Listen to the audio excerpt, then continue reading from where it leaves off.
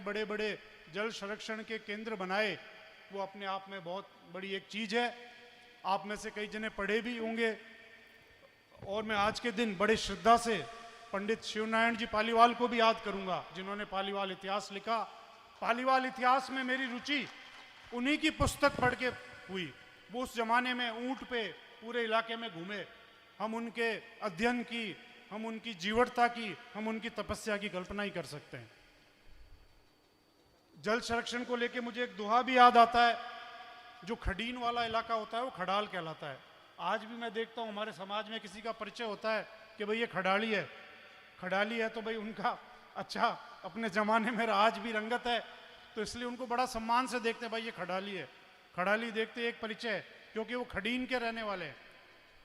जिस जमाने में एक फसल भी लेना मुश्किल था, जिन्होंने 2 या तीसरी फसल ले ली, वो आर्थिक दृष्टि से, पशुओं की दृष्टि से, दूध दही की दृष्टि से, हर तरह से बहुत ही धन्य धान्यपूर्ण होते थे।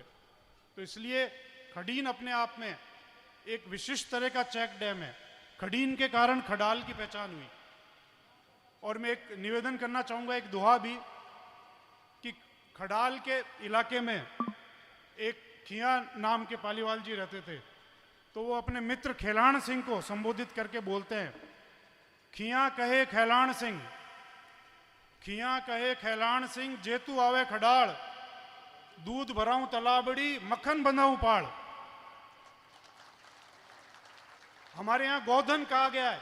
उस जमाने में गोधन बहुत महत्वपूर्ण था। गाय थी तो दूध दही होती थी।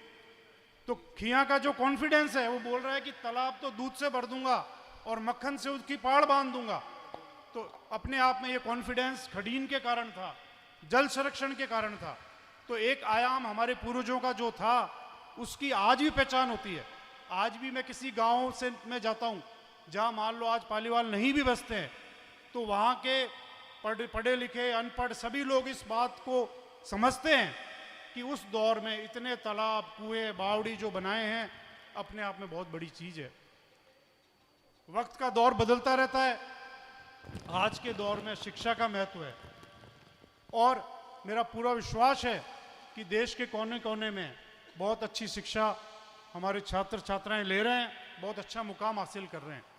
जैसे हम मेडिकल के क्षेत्र की बात करें, तो फलोदी पोखरण क्षेत्र से असंख्य डॉक्टर बने, बहुत कैपेबल डॉक्टर बने, पीजी बने। तो इस प्रकार से हर क्षेत्र में अपनी पहचान कायम की है। अब मेरा यही निवेदन है कि हम में से सभी लोग कभी ना कभी बड़े शहरों में परीक्षा देने गए होंगे, कभी जयपुर गए होंगे, कभी दिल्ली गए होंगे। अब हमारा अगला प्रयास इस धाम के बाद में ये होना चाहिए कि ऐसे छात्रावास, ऐसे रहने की जगह बड़े शहरों में बने, जहाँ पे कंपटीशन की है, परीक्षा देने के लिए जाएं छात्र छात्राएं, तो सुविधाजनक तौर पे दे सकें। हमको मिलजुल के अब यही प्रयास करना चाहिए। अंत में ज़्यादा समय नहीं लूँगा। धन्यवाद। जय हिंद।